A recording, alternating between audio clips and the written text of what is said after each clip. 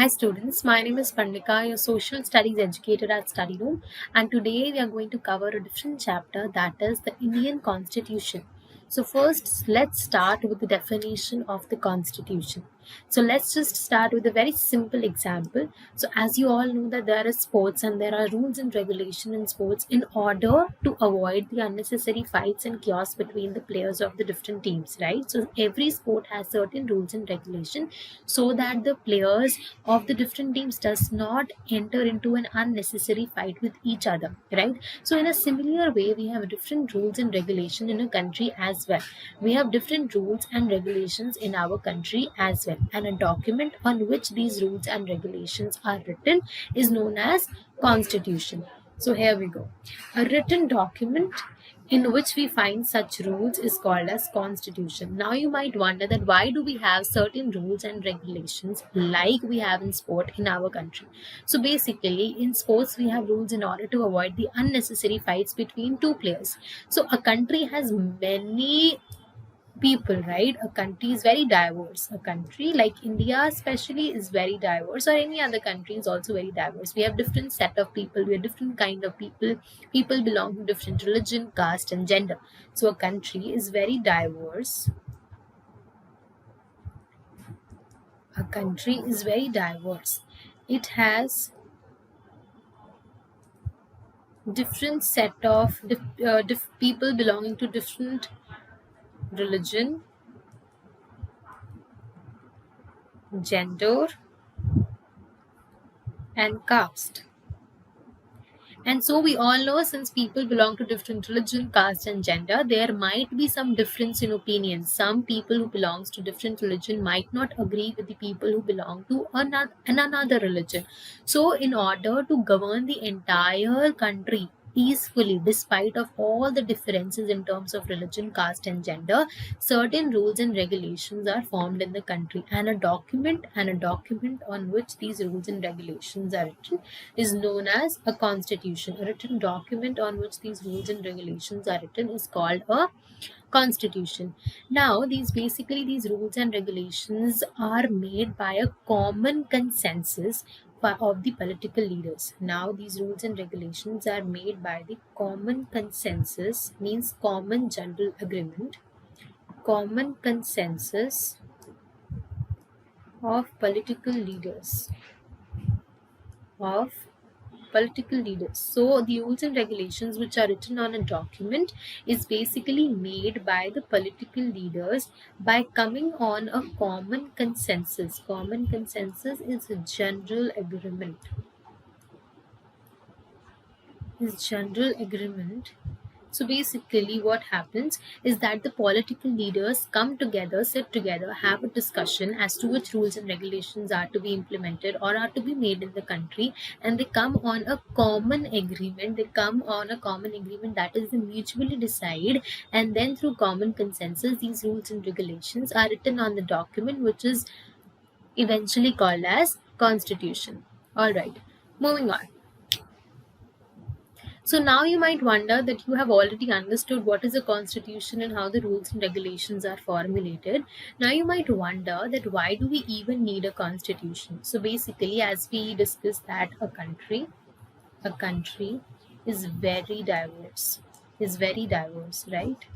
And so like in India only, we have Hindus, we have Muslims, we have Sikh, we have Sai, we have Christians, we have so many different kinds of people who have different religions. And so the constitution basically throw a very basic idea telling the nature of the society, that even though you are a Hindu, even though you're Muslim, but at the end of the day all of you are Indians, right? So the constitution like this through a very basic idea of the nature of the society. So this is why constitution is needed.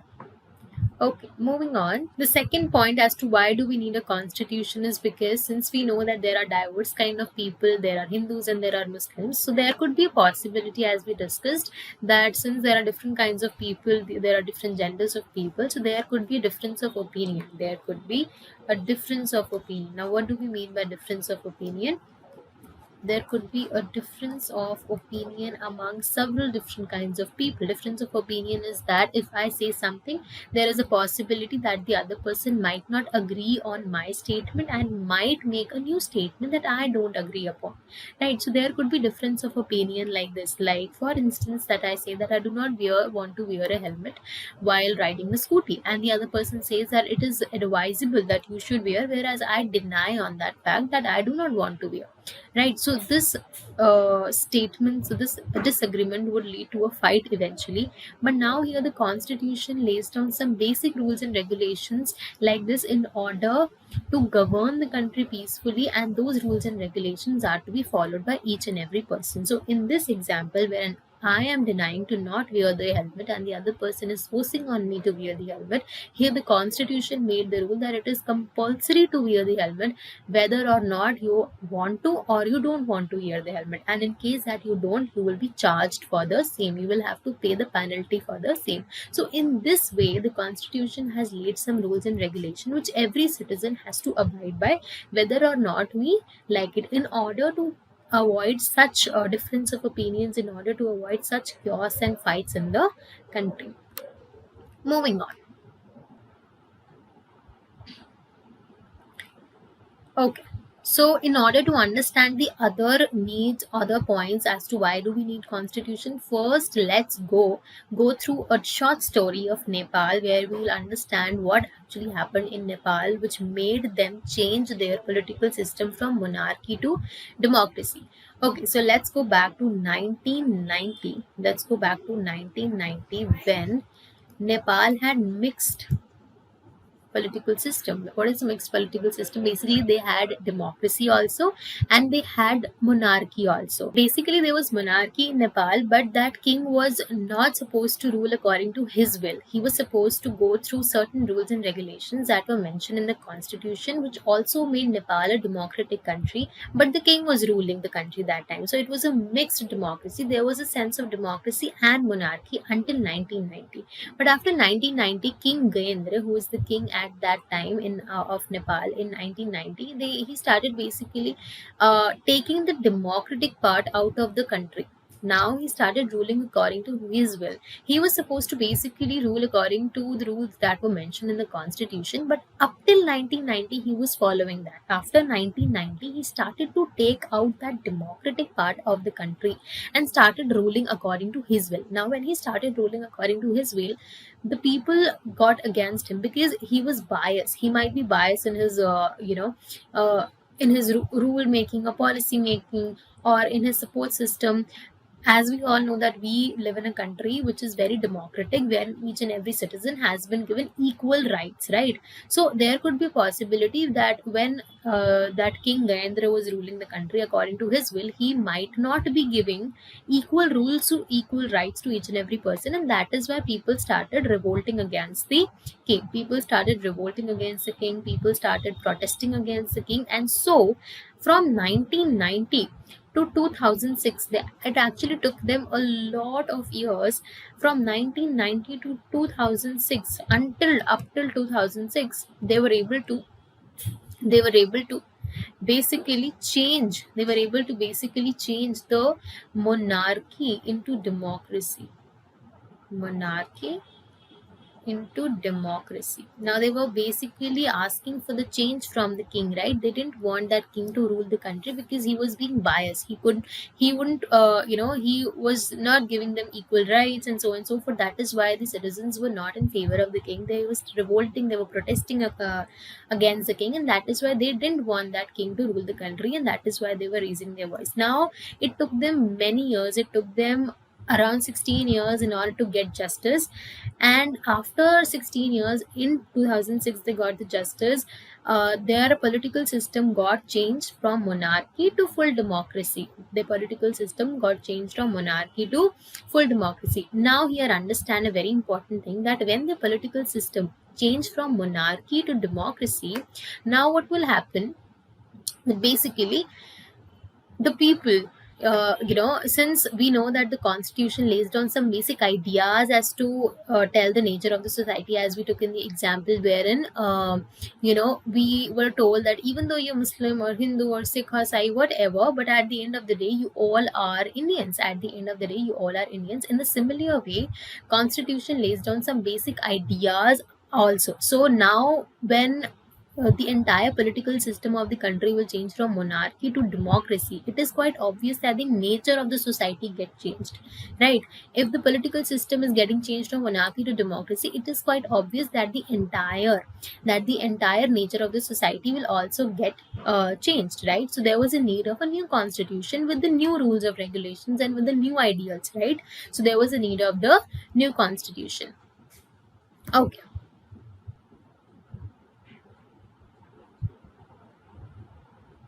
After all the struggle that was being done by the citizens of Nepal, since many years, they were able to change the political system from monarchy to democracy in 2006. But the new constitution of Nepal was formulated in 2015. Here we understood as to why the new constitution was made. The new constitution was made in regard to the context that we read in the previous slide, where we understood that the constitution lays down some basic ideas telling the nature of the society. Now, here the entire idea of the society, that it got changed from monarchy to democracy, will basically change the nature. Now, that will entirely change the nature of the society. That will change the functioning of the society. Now, since the country has been changed from monarchy to democracy, a monarchy to democracy, the political system has been changed from monarchy to democracy. Obviously the nature of the society will get changed, and we will have to need a new constitution. And so a new constitution was formulated in Nepal in 2015. Moving on. So these are basically the other needs as to why, the other points as to why do we need the constitution. So the very first point says, the third point is, it defines a country's political system. Now it defines the country's political system. What do we mean by this? Now in the case of Nepal, we understood as to when the political system of the country got changed from monarchy. Now we could say that the basic idea of the nature will change when the society will change, when the political system of the society will change from monarchy to democracy. The entire nature of the society will get changed. New rules and regulations were to be formulated in the society, and that is why it got a new constitution. So we could evidently say that since the change of political system led to the formulation of new constitution, we can say that a constitution of a country defines the political system of the country. It defines the political system. Now, on the constitution tells whether a country is monarch, whether a country is a democratic, whether a country is or whether there is monarchy in the country. So it evidently says that a constitution tells the political system of the country. Moving on. Okay, so the constitution lays out important guidelines that govern decision making with these societies. There is a possibility that leaders might misuse their power, and the constitution provides safeguard against this. So this might seem to be a very heavy statement. This is a very very simple statement. Let's just understand this through an example. So, for instance, let's say that there is a classroom, and you might have class monitors in your classroom, and those class monitors could be assigned through two ways. One is the teacher can assign the class monitor, and the other way is that the class students can, by mutual agreement, they can assign one class monitor. Now, the class monitor that could be assigned by by the students, by the mutual consensus of the students, there is a possibility that they will do a very fair job as compared to when the teacher will assign the class monitor, because there is a possibility that a teacher will assign the class monitor on the basis of the marks that the student have in the subject that she teaches, or the way he behaves in her class, and so on and so forth. So that could be a little unfair means of assigning the class monitor, because the entire perspective, the real image of the student is basically in front of the students and not the teacher. So here what happened, that this is a scenario wherein the class teacher assigned the class monitor, and let's say that the class monitor was known as Suresh. Okay, so this class monitor was basically asked to take care of the class, and the teacher said that you need to see whether somebody makes noise or not. Basically, if somebody makes the noise, you will have to tell it to me, बाकी बाद में मैं देख लूँ. So this particular responsibility was being given to this class monitor who was being assigned by the teacher. Now the class teacher leaves and the class monitor starts his responsibility. He starts his role, and now he is looking at each and everyone, and he is asking everybody to shut up in case anybody is making noise. Now you know what class monitor does, right? So there was a kid who was known as Anil. Now even though Anil was not making noise at all, still he complained. Still that class monitor complained about Anil to the class teacher. Now what did he do here? Now since along with the responsibility of taking care of the class, he was also being given some power that in case somebody makes noise, he can complain about the student to the teacher. So this was the authority, this was the power that was given to the class monitor. So now even though Anil was not making noise, still this class monitor complained about Anil to the teacher. Now what did he do here? Now the Anil, he complained about Anil because he might be his enemy, right? He misused his power just to complain about his enemy at the right time. So he misused his power, he misused the power that was being given by the teacher. So this is a scenario of the class, but the same could happen in a large scale in a country also.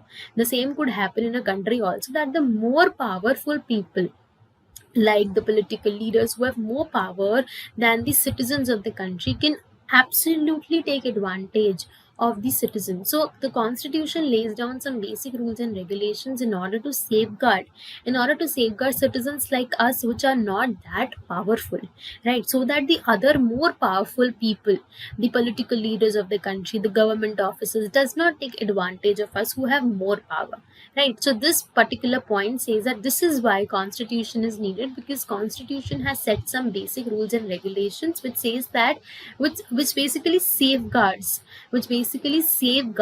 the less powerful group of people by making such laws in the country. And in any case that the more powerful people violates the laws that have been made by the government, the person will be punished. In this way, the constitution safeguards the less powerful group of people, and that is why we need the constitution. Okay, moving on to the next point, which says that the constitution ensures that the dominant group does not use its power against a less powerful group of people. Now you might wonder that the previous point and this point are uh, almost the same. They are not exactly the same, but they are kind of similar. Now let's understand how. So let's now again take an example of a class and say and let's say that, okay, so there is a class which have 8 boys and which have 4 girls. Okay, now the teacher asks what kind of sports do they want to play, which sports do they want to play. Now the boys says that they want to play cricket, while the girls say that they want to play, what do they want to play? They want to play let's say basketball, they want to play. Now what happens, okay, so let's just write it. So these are the group of boys which are 8 in number, and these are the group of girls which are apparently 4 in number. The total is 12. They want to play cricket and the girls want to play basketball. The teacher does not want the two groups to play different sports. Teacher wants them to play only one particular sport, but the boys are not ready to play basketball, whereas the girls are not ready to play cricket. Now what do they do over here? Now the teacher says that, okay, I will come to a conclusion through the process of voting. Now what is voting? She will ask each and every person in the class what do they want to play, and whichever sport gets the majority votes will be the sport that were to be played by both the groups. Now, for instance, that she asked all the boys, and all the boys said that they want to play cricket, and then she asked all the girls, and all the girls said that they wanted to play basketball. Obviously, cricket won over here. Majority votes were given to the cricket, and so the teacher asked all the 12 students to play cricket. Now here, the girls were basically not, they didn't want to play basketball, but still they were supposed to play. They were forced to play by the teacher just because of the process of coming to a conclusion was voting. And obviously the majority votes would be cricket, since boys were in majority. So now in this scenario, we could evidently see that here, just because the girls were lesser in number, their interests were being dominated by the people who were more in number, which are boys, right? So this is in a scenario of a class. This could happen in the country as well, that the people who are more in number can dominate the people who are lesser in number. And obviously the people who are lesser in number are quite less powerful than the people who are more in number. Now let's say that in our country like India, Hindus are more and Muslims are less, right? Hindus are more and Muslims are less. So there is a possibility that Hindus can dominate Muslims because Hindus are more in number. But the constitution has laid down such rules and regulations that Hindus cannot dominate Muslims, or Muslims cannot dominate any other religion which is lesser in number than their religion.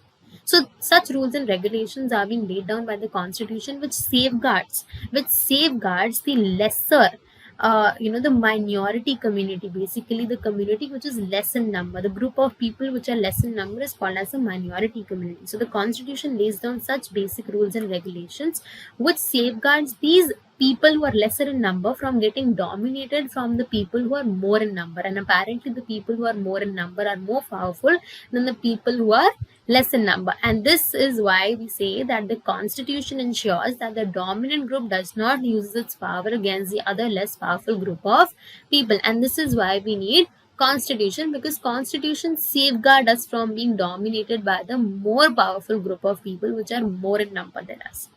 Okay, let's move on. Okay, the next point which proves that why do we need a constitution, or tells that why do we need a constitution, is that sometimes the way we feel about an issue that might go against our larger interest, the constitution helps us safeguard that. The constitution helps us safeguard that. Now, what do we mean by this? For example, let's just understand this through an example. Okay, let's say that again, let's take an example of the helmet one that I gave you, that I don't want to put a helmet on my head while driving the scooter because I don't feel that is comfortable for me, while the other person says that no, it is not safe. It is not safe to drive a scooty without a helmet, and that is why it is compulsory to put the helmet. Not compulsory, but he is basically asking me to do so. Now here, I can go without a helmet if I want to. But since the constitution made this particular rule in the country that you are supposed to wear the helmet, and if you don't, then you will be charged a penalty. You will have to pay a penalty. You will have to pay a certain amount to the police officer whosoever will catch you. So you'll have to pay them. Okay. So this particular rule and regulation is basically saving me from getting through a very severe accident. So now suppose that I am not wearing a helmet, and there is a possibility, right? There is a possibility of more accidents than when I wear a helmet. So if I'm not wearing a helmet, or that will basically lead to a lot of loss. It could happen. The loss could happen to me. Also, the loss could happen to the other person against whom the accident has happened. Right. So there is a possibility of more damage in comparison to when I will wear the helmet. If I'll wear the helmet, there is a possibility that the accident could happen, but the damage will be very less. So here the constitution is basically saving me when I'm not trying to save myself, also saving the interest of the other people also in the long run. All right. So this was basically an example how constitution saves us from ourselves when we are not when we are not able to save ourselves. So this says that sometimes the way we feel about an issue that might go against our larger interest, the constitution helps us guard against this through some rules and regulation, through making some rules and regulations in the country. Now in a similar way, there are two people who are going on a drive and they do not feel comfortable wearing the seat belt, while it is a rule in the country that you are supposed to wear the seat belt, and if you would not, then you will have to then you will have to pay a penalty for the same. And so if there was to be no rule like this, the two people would go without the seatbelt, and there could be a possibility that would have led to an accident, right? So if you're wearing a seatbelt, basically it leads to lesser damage, even if you have got if you even if you have met to an accident, that would lead to a little less damage than when you're not wearing the seatbelt. So here in this case, the constitution is basically trying to save ourselves, save us, save the citizens in the long run, also is trying to save the other people also, right? So over here we sometimes get lenient with ourselves, but the constitution take care that you know we are following, take care of us by making such rules and regulations in the country. Okay, so this brings us to the end of the all the points that satisfies the reason that why do we need a constitution. And here is a quick revision, a quick recap of all the points that we have discussed. The very first point says the people of Nepal adopted a new constitution. Constitution lays down certain ideals that define the kind of country we want to live in.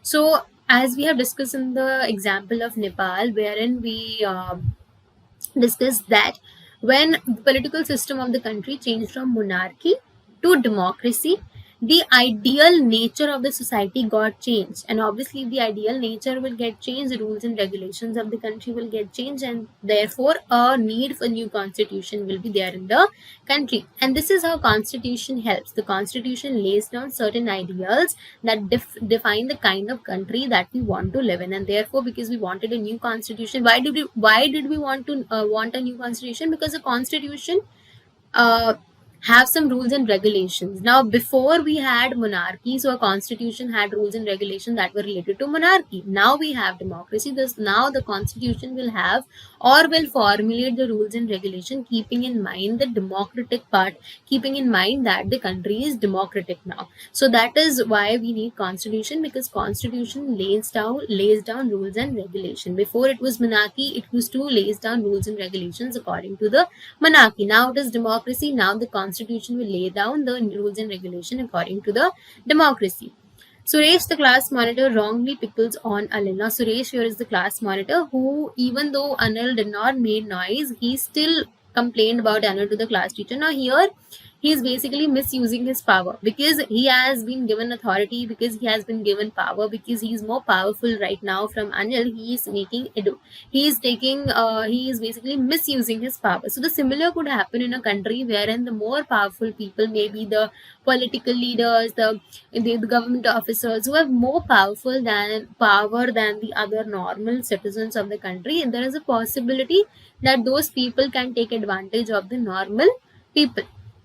So now here the constitution helps us by making certain rules and regulations that safeguards the less powerful group.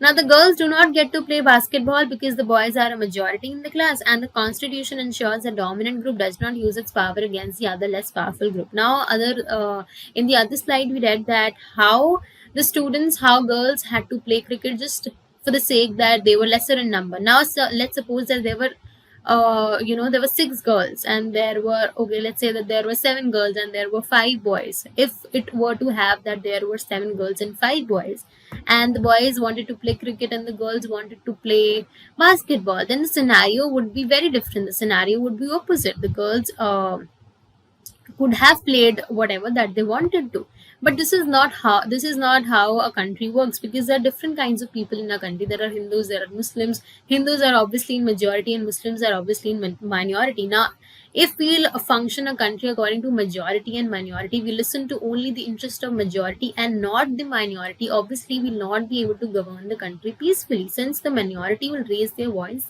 that their interests are being hindered again and again, just because the majority, just because the other people are more in number.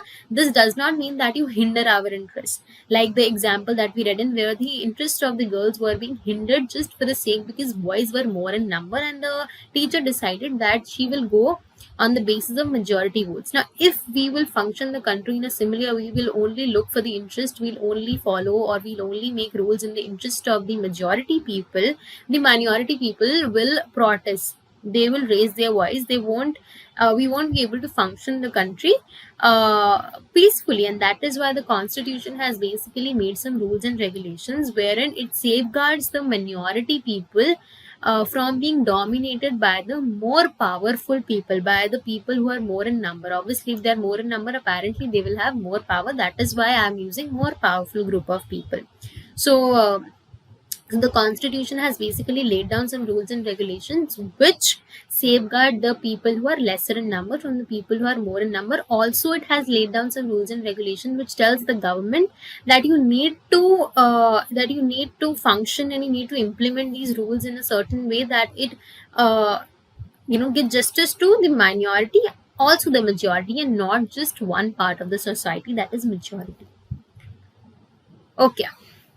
Shabnam decides to revise her chapters instead of watching TV. Constitution saves us from ourselves. Now, Constitution saves us from ourselves. In this particular point, I gave you an example where two people are driving, or I am driving the scooty and I am not wearing the helmet. Where in the Constitution, the government had laid some rules that you are supposed to wear.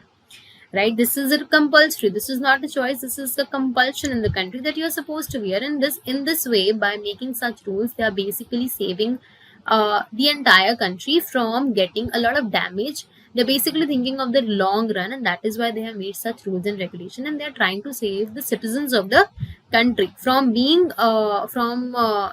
being getting damaged. So if you're wearing a seatbelt, there is a possibility that you would have to go through a little less damage than what you could have gone through if you wouldn't be wearing a seatbelt. So this is how constitution saves us from ourselves, and we could not save for us, and we get lenient. So here is an example that the book has given, which says Shabnam decides to revise her chapters instead of watching TV. So this is an example. I'll explain this example also. So basically, this example says that there is a girl named Shabnam and she has an exam tomorrow. Now she is basically in a dilemma. She is in a confusion that whether she should watch her favorite movie that is coming right now. 7 o'clock ho rahe hai, and tomorrow morning she has her exam. So at 7 o'clock in the evening, her favorite movie is coming on the television, and her mother is watching her. So she also wants to watch her along with her, but she has an exam tomorrow for which she also has to revise. So now she's very much confused whether she should watch the movie or she should revise for the exam. Now she asks for the advice from her mother. Now her mother advises, obviously you should revise your exam, your notes, and go for the examination tomorrow. Now let's suppose that this mother is the constitution and Shabnam are the people of the country. In the similar way, sometimes like constitution, her mother saved her from getting failed in the examination, or saved her, basically gave her an advice which would be in her favor in the long run, right? So after the examination, Shabnam herself realized that yes, I did right by sacrificing from not watching by sacrificing one thing, by sacrificing to watch my favorite movie. I decided to revise my notes for the examination. I did it very right. I did it good. The decision was good because it saved me from failing in the exam, or it saved me from just 1 mark, or now because I have revised my note, my exam went very well. So this is how constitution saves us from ourselves. That time you might not realize how important it was, how important the rules were and regulations were that the constitution made, but in the long run you will realize that yes, the constitution had made certain rules which are very very important and which are supposed to be followed, right? So obviously, if a scenario if the two people are going on a drive without wearing the seat belt, if they did not met with an accident, obviously they won't realize the importance of the rules that are made by the constitution of wearing the seat belt. But after after they have met with an accident, and the damage, suppose that they're wearing the seatbelt now, and they met with an accident, but the damage was not that bad because they were wearing the seatbelt. Now they will realize that yes, the constitution made some very important rules wherein it basically saved them today. So constitution here made make rules and regulations considering in mind about the interest in the long run and interest of all the people. So this was an example how constitution saves us from ourselves and why constitution is very important.